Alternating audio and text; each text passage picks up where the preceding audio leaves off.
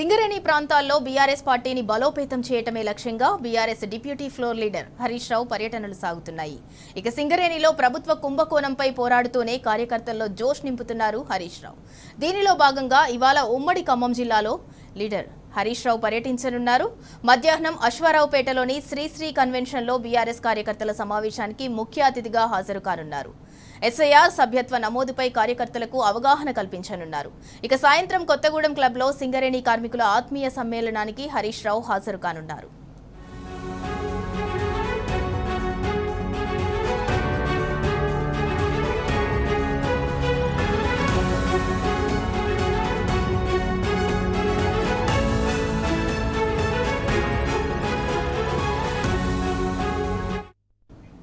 ఇక ఇదే అంశానికి సంబంధించి మరింత సమాచారం మా ప్రతినిధి సాంబశివరావు అందిస్తారు. సాంబశివరావు, సింగరేణి ప్రాంతాల్లో బీఆర్ఎస్ పార్టీని బలోపేతం చేయడం కోసం మాజీ మంత్రి BRS deputy floor leader Harish Rao అయితే ఇవాళ పర్యటించనున్నారు. దానికి సంబంధించి స్కెడ్యూల్ ఏ విధంగా ఉంది?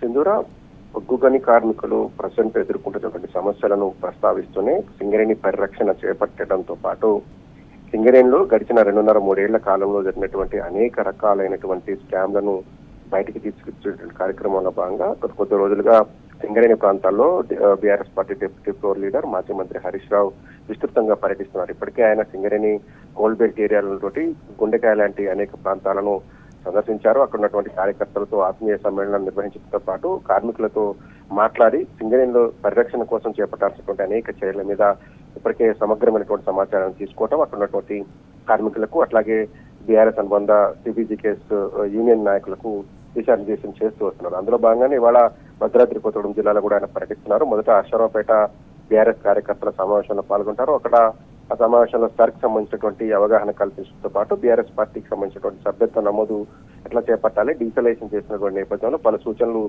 సలహాలు ఇచ్చిన తర్వాత అక్కడి నుంచి కొత్తగూడెం చేరుకుంటారు. కొత్తగూడెంలో సాయంత్రం కొత్తగూడెం క్లబ్ లో సింగరేణి కార్మికులతో ఏర్పాటు చేసినటువంటి ఆత్మీయ సమ్మేళనంలో ఆయన పాల్గొంటున్నారు.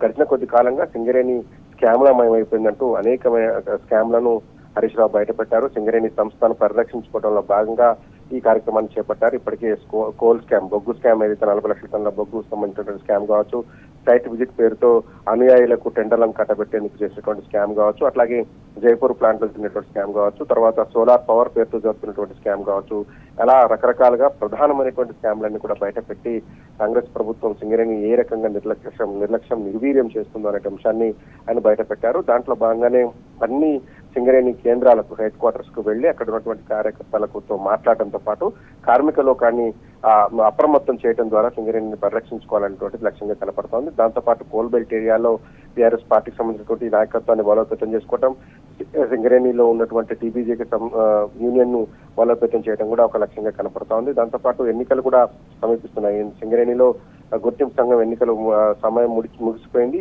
ఎప్పుడైనా సరే ఎన్నికలు వచ్చేటువంటి అవకాశం కూడా కనపడుతోంది. ఈ నేపథ్యంలోనూ సింగరేణి కోలరిల్లకుండా కాపాడాల్సినటువంటి బాధ్యత తమ పైన ఉందని చెప్పి కూడా బీఆర్ఎస్ పార్టీ మొదటి చెప్తా వస్తుంది. అందులో భాగంగానే సింగరేణి వ్యాప్తంగా జరుగుతున్నటువంటి స్కామ్లను బయటపెట్టడంతో పాటు సింగరేణిని పరిరక్షించుకోవడంలో భాగంగా కార్మిక లోకాన్ని అప్రమత్తం చేసేటువంటి కార్యక్రమాన్ని హరీష్ రావు కొనసాగిస్తున్నారు. సింగరేణి చరిత్రలో ఎప్పుడూ లేనట్లుగా ఆఫీసర్లు ఇప్పటి వరకు ఎప్పుడు కూడా ఆఫీసర్లు రోడ్డెక్కి ధర్నాలు, నిరసన కార్యక్రమాలు చేసేటువంటి సందర్భాలు గతంలో ఎప్పుడు జరగలేదు. వాళ్ళకు ఉన్నటువంటి సమస్యలను ఉన్నతాధికారులకు, డైరెక్టర్లకు, ప్రభుత్వానికి నివేదించారు. దానికి సంబంధించినటువంటి విజ్ఞాపన పత్రాలు మాత్రమే ఇచ్చినటువంటి సందర్భాలున్నాయి తప్ప నేరుగా రోడ్డెక్కి నిరసన కార్యక్రమాలు చేపట్టినటువంటి చరిత్ర లేదు. నిన్న కొత్తగూడెం హెడ్ ఆఫీస్ దగ్గర దాదాపు 2 కిలోమీటర్ల మేర భారీ ర్యాలీ చేశారు.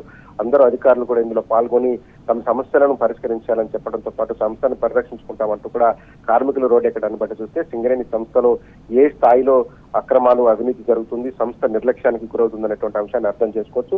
వీటన్నిటినీ గమనించినటువంటి బీఆర్ఎస్ పార్టీ సింగరేణి పరిరక్షణ చేయడం కోసం ముందుకొచ్చింది. ఎందుకంటే గడిచిన 10 ఏళ్లలో సింగరేణి సంస్థలో అనేక రకాలైనటువంటి సమస్యలు పరిష్కరించి అభివృద్ధి సంక్షేమ పథకాలను అందించారు. కానీ ఇప్పటికీ కొన్ని సమస్యలు పెండింగ్ లో ఉండిపోయినాయి. మారుపేర్ల సమస్య కావచ్చు, కాంగ్రెస్ ప్రభుత్వం చేపట్టిన తర్వాత ఇప్పటి వరకు డిపెండెంట్ ఉద్యోగాలకు సంబంధించినటువంటి మెడికల్ బోర్డును ఇప్పటి వరకు ఒక్కసారి కూడా నియామకం జరగలేదు. దాంతో మారుపేర్లకు సంబంధించినటువంటి ఆ పెండింగ్ సమస్య అట్లాగే ఉండిపోయింది, అది పరిష్కరిస్తామని చెప్పినటువంటి వాళ్ళు ఇంకా అధికారంలోకి వచ్చేటువంటి కాంగ్రెస్ పార్టీ పెండింగ్ సమస్యను పరిష్కరించలేదు. ఇంకా రకరకాల సమస్యలతో కార్మిక లోకం ఇబ్బంది పడుతోంది, కొత్త గనులను తెరవలేదు.